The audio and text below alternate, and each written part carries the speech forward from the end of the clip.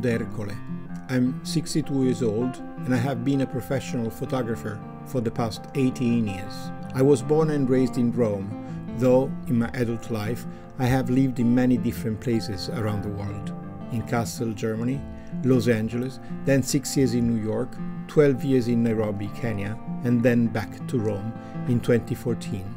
In 2022, I started teaching photography at Pantheon Institute of Technology and Design, a private university near the Vatican City. Talking about my photography, I must say that even though I enjoy photography in a large variety of subjects, I consider myself mainly a humanist photographer. I guess that is because I have always been interested in psychology and human behavior. Since I was a teenager, I have been interested in observing people, the way they communicate, feel, act and interact, hide or show their emotions. I enjoy taking pictures of them and trying my best to scratch the surface to find at least a hint of what lies behind it, the truth beyond the appearance, a quick revelation of the essence hidden by the curtain of the persona. I'm fascinated by the sudden emerging of a smile, a laughter, a sparkling light in the eyes, a gesture of affection, or the unavoidable struggle we all fight against time and loneliness. Like Helmut Newton said, talking about himself, I'm a professional voyeur, hopefully one with a sense of poetry, I would like to add.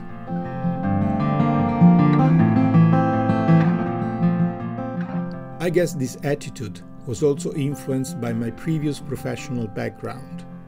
In fact, my career started off working in theater, then I studied to be a scriptwriter, but finally I became a TV producer. In 1997, I moved to New York where I was hired as senior producer by RAI, the Italian state-owned national TV. Here, 3 productions where I worked as producer and interviewer truly had a huge impact on me. A documentary on the liberation of Italy during the Second World War, told by the veterans of the American and the Canadian army that fought in my country. A documentary on Italian migration in the US about people that made or made it not in search of the American dream. And a long series of news clips on the aftermath of September 11, for which I interviewed cops, firefighters, people working in the World Trade Center area, and the victims' relatives. Could I get closer to raw humanity than that? Well, after 2 years, yes, I did. In fact, in 2003, I moved again, moving from New York to Nairobi, Kenya. Here, I was hired by UNESCO as communication specialist for a media project in Somalia. In the meantime, I founded Canvas Africa Production, a company producing documentaries on humanitarian projects implemented by UN agencies and NGOs. Traveling to the most remote and neglected areas of 14 sub-Saharan countries, I experienced a much-needed and enriching reality check, which gifted me with a new and different perspective on my beliefs and ideas. But most of all, making such documentaries allowed me to enter in close contact with the forgotten, the vulnerable, the unseen. As I was directing and producing documentaries, I got more and more involved with photography. I felt photography could be my true medium to relate to the world, to document, represent, and give meaning to it, as it also helped me to find my space, my calmness, my love for life. That is when I became a professional photographer, starting from the day UNICEF bought some of my photos to publish them on their magazines, reports, posters. Then I began being hired to shoot photo reportage on several aid projects. Living in Kenya also gave me the opportunity to travel around the continent working on my own projects, photographing some of the traditional tribes of Africa, a continent that was and still is on the verge of a radical change. I photographed the Maasais and the Turkana in Kenya, the Himba of Namibia, the Kara, the Mursi and the Hammer living in the Omo Valley in Ethiopia. The trip to Ethiopia generated the project On the Road to Change, The Broken Balance, 10 photos showing how development and mass tourism are basically transforming the life and the traditions of the nomadic pastoralist tribes of the Omo Valley.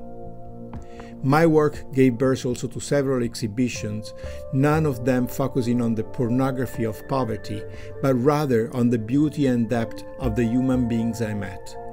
The titles of my exhibitions speak for themselves. The Face of African Dignity, Rural African Women Beauty Beyond Ego, Life on Lake Turkana, Somalia Life in and Beyond, Dignity, Beauty, Joy, Life, Love, Empathy, Hope. This is what I saw, even in the poorest slums, in the most arid landscapes, in the farthest and most unknown lands of Africa, untouched by tourism and development, and I always found it. In 2012, finally married and father of a beautiful daughter, I moved back to Rome. Still working on a humanitarian project, slowly by slowly my photography turned towards Rome and Italy, their landscapes, art, architecture, and mostly on people and street life. Again, watching people, their life conditions, as well as the ephemeral small little things that can happen in the blink of an eye or at the speed of a click, is what holds my heart, my breath, my soul. I photograph men and women, youth, elderly, lovers, lonely people. I do it downtown as much as in the outskirts or in the countryside and in small villages. It does not matter the age or the status. Everybody has a story to tell. And if I'm able to see that story, that sparkle of life, that human trace in them, I try to photograph it. Maybe influenced by my background, I think about my photography as a way to document life, but also as an inspiring media that can be used to transcend reality. I believe poetry is what we miss today. With my images, I try to write those poems I used to scribble on notebooks, paper napkins, and tablecloths when I was a young man experiencing life and love for the first time. Maybe that is the reason why, when COVID struck and put all of us at a stall, I conceived a multimedia, fully immersive, groundbreaking project on the impact of the pandemic as seen and photographed by photographers around the world. Our Home, a Shared New World, that started with the generous cooperation of Frames, is unfortunately still in search of funds. In September 2022, I moved from Rome to Todi, a hilltop medieval village of 7,000 souls in Umbria, a green landlocked region in Italy, far from the hustle and bustle of the Eternal City and bordering with Tuscany. The foggy sunrises and sunsets, the green fields, the autumn foliage of the woods, the beauty of the rolling hills in the spring, and the warm summer light on iconic locations inspired me to focus more and more on landscape photography, a genre I now truly enjoy because it magically allows me to express my deepest moods and emotions. My surely not humble dream is to be one day considered a sort of a Georges Simenon of photography.